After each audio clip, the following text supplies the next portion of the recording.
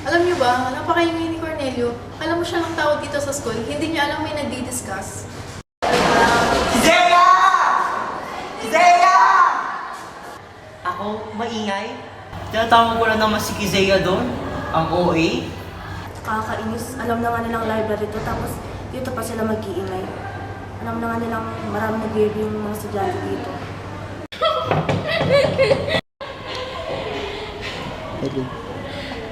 Ano, kami nag-iingay sa library. Palibasa kasi wala lang siyang kaibigan, kaya sinasabi na maingay kami. Palibasa kasi kami nag-i-enjoy kami. Di ba? Oo nga. Na ako, walang kaibigan. Di ba pwede nagbigay ko lang mag-isa? Kahit tanong ko pa kay Cornelio kung gaano kayo kaingay dalawa. See, nakita niyo yon? Pag ako maingay, bawal. Pag siya pwede, sa library pa talaga. Goodness. Ano naman pinagsasabi mo tungkol sa amin? Ano? Ano nga ba ang noise pollution?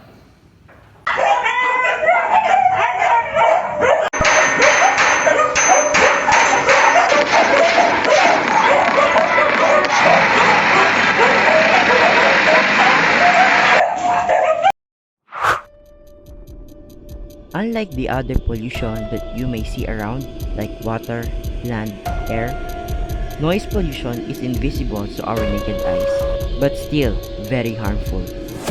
It is a sound that reaches excessively loud volume to all living beings, and if they get too loud or last too long, they become noise pollution. How does noise pollution affect our health? When someone is exposed to sound that are too loud, it may cause permanent damage to our ears, leading to hearing loss. Not only that, exposure to this kind of extreme noise may cause stress,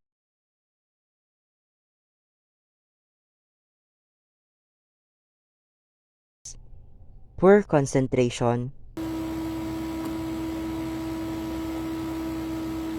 productivity loss, lack of sleep,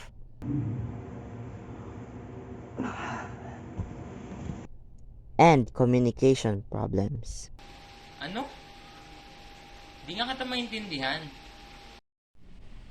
There are only two ways to reduce and prevent noise pollution.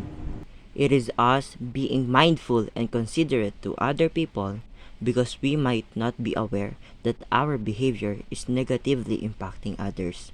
Therefore, having these traits will help us to understand and give respect to other people's condition, and also to stop, reduce, and prevent pollution.